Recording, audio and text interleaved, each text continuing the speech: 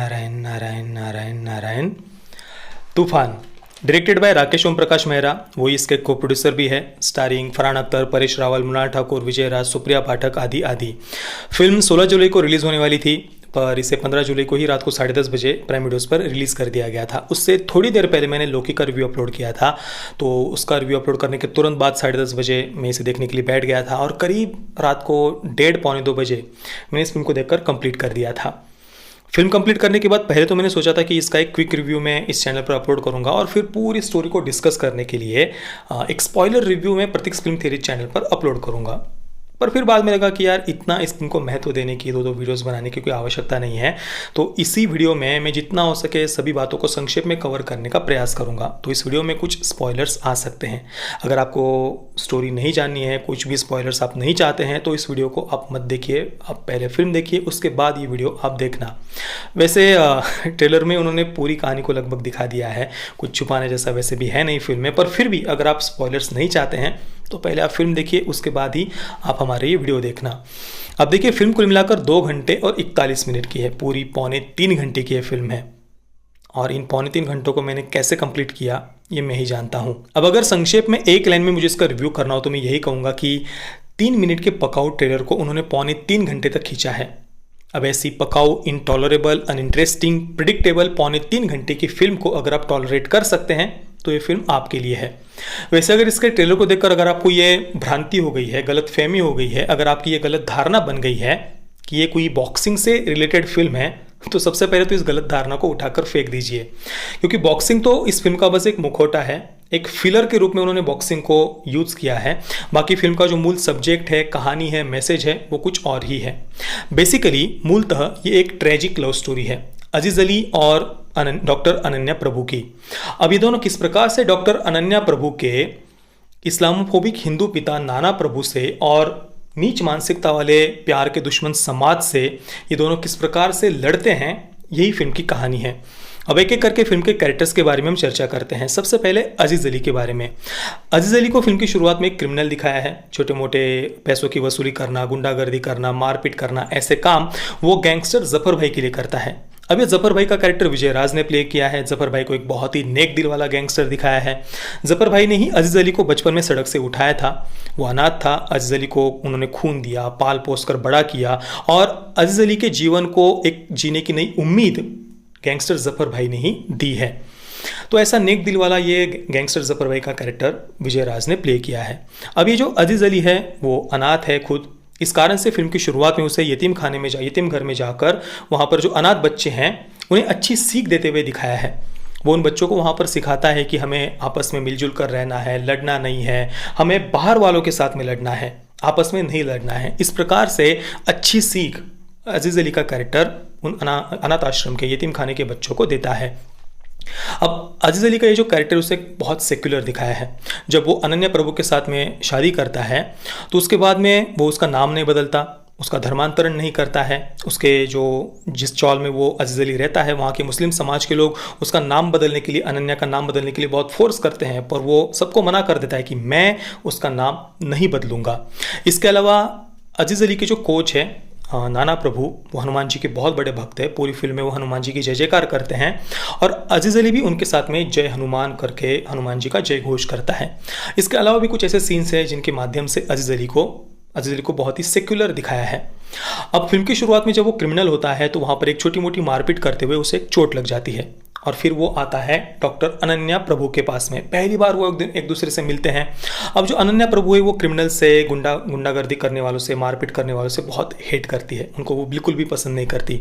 तो जब पहली बार अजीज अली उसके सामने आता है तो वो टपोरी की तरह बातें करता है, तेरे को मेरे को वगैरह। और फिर जब अनन्या प्रभु को पता चलता है कि ये तो मारपीट करके आया है, गुंडागर्दी करता है, तो अनन्या प्रभु तुरंत उसे हॉस्पिटल से बाहर निकाल देती है, उसे ट्रीट तक नहीं करती है। इतना ज़्यादा वो क्रिमिनल से, गुंडागर्दी करने वालों से हेट करती है। पर थोड़ी देर के बाद में फिल्म में तुरंत डॉक्टर अनन्या प्रभु को अजीज अली से प्रेम हो जाता है।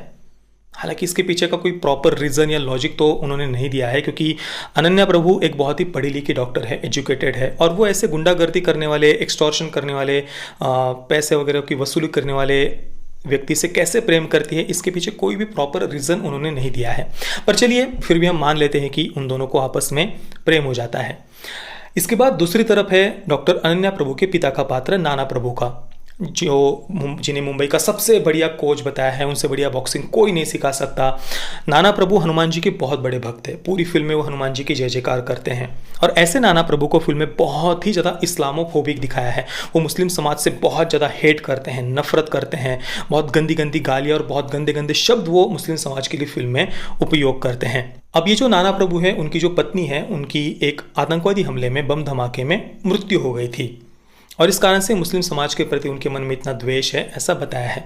हालांकि नाना प्रभु का एक दोस्त भी दिखाया है जो उसे समझाता रहता है कि भाई तुम्हारी ये मानसिकता बहुत ही गंदी है, घिनौनी मानसिकता है, तुम इस प्रकार से सबको एक ही तराजू में तोलते हो, ये बिल्कुल गलत है, ये सही नहीं है, ऐसा उसे बहुत समझाया जाता है। पर फिर भी नाना प्रभु बिल्कुल भी इन बातों को नहीं समझता है और वो मुस्लिम समाज से हेट ही करता रहता है। अब इसके बाद फिल्म में आगे क्या होगा वो जानना कुछ कठिन नहीं है। जब नाना प्रभु को अनन्या और अजीज़ अली के बारे में पता चलता है तो वो अनन्या को घर से निकाल देते हैं। इसके बाद अनन्या जाती है अजीज़ अली के यहाँ पर, और जैसा कि मैंने आपको पहले बताया, अजीज़ अली के जो चौल के जो उसके मुस्लिम समाज के लोग हैं वो अनन्या का नाम बदलना चाहते हैं, तो अजीज़ अली मना कर देता है। इसके बाद में वो दूसरी जगह पर घर ढूंढने के लिए जाते हैं, पर वहाँ पर हिंदू बहुसंख्यक होने के कारण वो इन्हें घर नहीं देते हैं, इनके मुस्लिम होने के कारण। फिर मदद के लिए आगे आते हैं गैंगस्टर जफर भाई, और वो एक बहुत ही आलीशान ऐसा 8 लाख डिपॉजिट वाला, 80,000 मंथली रेंट वाला एक बहुत आलीशान ऐसा फ्लैट देने के लिए भी जफर भाई तैयार है, पर अजीज़ अली उनसे मदद नहीं लेता है अपने स्वाभिमान के कारण। अब इन सारी घटनाओं के बीच में जब अजीज़ अली और अनन्या प्रभु को पूरा समाज धुतकार देता है तो अजीज़ अली अंदर से पूरी तरीके से टूट जाता है। वो ना चाहते हुए भी अपने खेल में चीट करता है और हारने के लिए पैसे लेता है, पर वो पकड़ा जाता है और इसके बाद में उस पर 5 वर्ष का बैन लग जाता है और ज़्यादा समाज से उन पर थू-थू होती है। और फिर ऐसे समय में सामने आता है सुप्रिया पाठक का सिस्टर डिसूजा का कैरेक्टर। जब समाज ने उनको ठुकरा दिया था उस समय सिस्टर डिसूजा सामने आकर अजीज़ अली और अनन्या प्रभु को अपने यहाँ पर सहारा देती है, अपने यहाँ पर रहने के लिए जगह देती है। अब इन 5 वर्ष के बैन के बीच में अजीज़ अली को एक बेटी होती है। वो बेटी अभी 5 वर्ष की हो चुकी है और 5 वर्ष का बैन पूरा हो चुका है। पर इन पूरे 5 वर्षों में भी नाना प्रभु एक बार भी अपनी बेटी के साथ में बात नहीं करते हैं या अपनी पोती के साथ भी बात नहीं करते हैं। हालांकि अभी भी कहानी का केवल 60 से 70% ही हिस्सा कंप्लीट हुआ है। इसके बाद भी लगभग 1 घंटे की फिल्म देखना बाकी रहता है। अभी भी 1 घंटे की फिल्म में टॉलरेट करना है। वैसे इसके बाद क्या होगा वो उन्होंने ट्रेलर में ही बता दिया है। जब अजीज़ अली अंदर से पूरी तरीके से टूट जाता है तो उसके बाद उसकी पत्नी अनन्या उसे इनकरेज करती है, उसका उत्साहवर्धन करती है फिर से उठ खड़ा होने के लिए। पर इसके बाद में फिर अनन्या का एक एक्सीडेंट हो जाता है, उसकी मृत्यु हो जाती है और फिर ये जो 5 वर्ष की अजीज़ अली की बेटी है, मासूम बेटी, उस पात्र का उपयोग करके जो नाना प्रभु है उसका हृदय परिवर्तन किया गया है। फिर फिल्म में उस 5 वर्ष की अपनी पोती की तरफ देखकर नाना प्रभु के विचार बदल जाते हैं। शुरुआत में जो नाना प्रभु अपनी बेटी अनन्या को ये कह रहे थे कि भाई ये लव जिहाद है, तुम्हें अजीज़ अली के साथ में शादी नहीं करनी चाहिए, वही नाना प्रभु फिल्म के एंडिंग में अजीज़ अली के सामने गिड़गिड़ाकर माफ़ी मांगते हैं कि मुझे क्षमा कर दो, मुझे माफ़ कर दो, मुझसे गलती हो गई। और फिर फिल्म के एंडिंग में नेशनल चैंपियनशिप में नाना प्रभु अजीज़ अली के साथ में कोच बनकर खड़े रहते हैं और फिर अजीज़ अली जीत जाते हैं नेशनल चैंपियनशिप। वैसे ये एंडिंग आप बिना फिल्म देखे भी गेस कर सकते हैं। तो कुल मिलाकर फिल्म में ऐसा कुछ भी नहीं है जो आप इसके पहले नहीं देख चुके। एक टिपिकल सी बॉलीवुड की फिल्म है जिसमें बॉक्सिंग को एक सामने मुखौटे के रूप में उपयोग किया गया है, फिलर के रूप में उपयोग किया गया है, और बाकी फिल्म का जो सब्जेक्ट है, मैसेज है, कहानी है, वो कुछ और ही है। अब ये मैसेज अगर आप अपने बच्चों को देना चाहते हैं तो इस वीकेंड पर अपने पूरे परिवार के साथ में बैठकर आप इस फिल्म को देख सकते हैं। फिल्म में सभी के परफॉर्मेंसेस बढ़िया थे, सॉन्ग्स भुला देने लायक है, पर एक अच्छे खासे बजट के साथ बनी हुई टेक्निकली वेल मेड फिल्म हम इसको कह सकते हैं।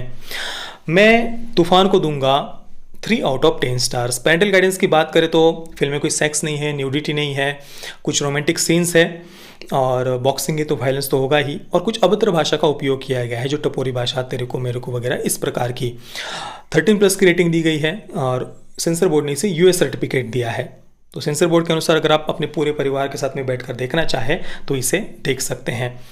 बाकी आपने अगर इस फिल्म को देखा है तो आपका एक्सपीरियंस कैसा रहा मुझे अपने नीचे कमेंट में ज़रूर बताइए, और ये वीडियो देखने के लिए आप सभी का बहुत बहुत धन्यवाद। जय श्री राम, वंदे मातरम।